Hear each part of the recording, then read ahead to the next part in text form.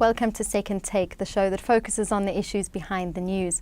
Tin mining is poised to be resuscitated in South Africa 25 years after the Ryhove and Ryhove tin mines closed after the collapse of the tin price.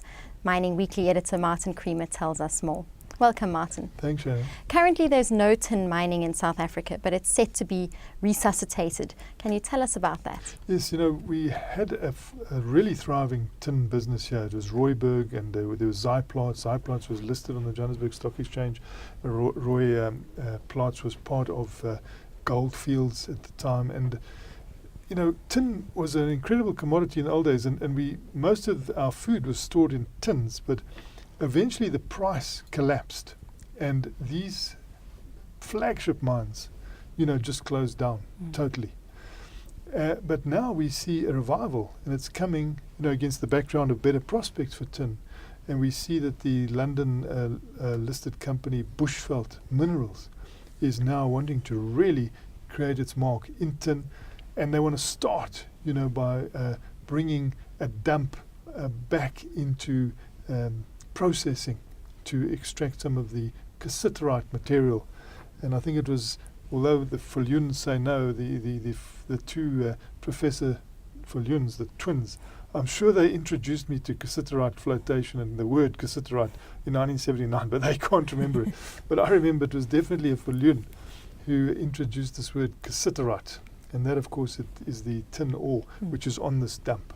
How much is contained in this dump? It looks like there could be 4,000 tons or more in that, and that'll be a great starting point for this company, because there's nothing better than having tin on surface. You don't have to dig the hole in the ground, and in fact it's milled, so it's ready for processing, and they've got a processing methodology which they think they can deliver with. But they see this as just the starting point to generate cash, and then to open up 2 more mines, which are on either side of this dump, and then really make a mark in tin in Africa, because they also see the Great Lakes region as being an area where they could get involved with tin. And against the background of, as we say, much better prospects for tin. Why is there a sudden high demand for tin? The demand's been driven because it's now become, the metal for soldering. It used to be combined with lead, in the solder, which is used, in electronic equipment and quite widespread. And now, because of the impact on people's health, the harm that lead does to people's health, lead is no longer being used in solder, and all of the solder material has now become, tin. And against that background is driving huge demand, because they can't find another substitute to lead. At this stage they can't. Perhaps at some stage, they'll find a substitute. In the meantime, the price of tin, reached something like $30,000 a ton, I think about 18 months ago. And people are now saying, no, it's going to go even higher. And it's in the mid $20,000 a ton.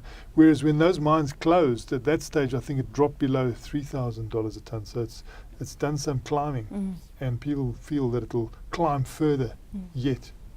What is a venture like this going to cost? You see, and they're bragging about it because they're saying the capital cost is not going to be high. They talk in terms of $1.5 million to $3 million to get this going, and then it also presents a cash flow proposition to them, so they can start using the cash to develop the mines. But again, the mines are going to be fairly low cost because they're close to surface, and it's this great thing about the Bushveld complex. It's an Aladdin's cave of treasure, and it's got these various metal layers and mineral layers, and the tin layer, fortunately for Bushveld Minerals, just happens to be right on top.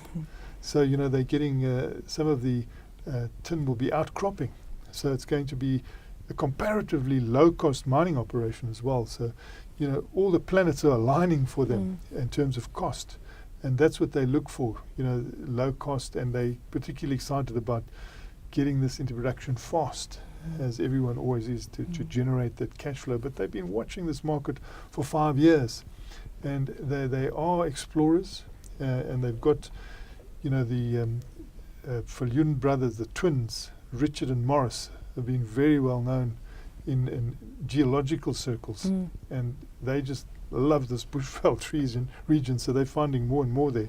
And I'm sure they're going to come up with a lot more as we go forward. And then there's also Anthony Fillion, very astute, also got a company within that. He's CEO of Lima, which is in coal. And then the operation is led by the Bushveld CEO, Fortune Majapela, who's very impressive indeed.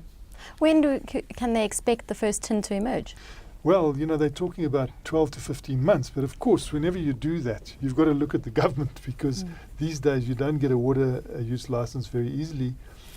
They have promised that with the new legislation, everything will be done in 300 days. But people are still concerned that they need to get the regulatory authorities to make sure that they don't slow these projects down. And I'm sure, Bushveld Minerals will be,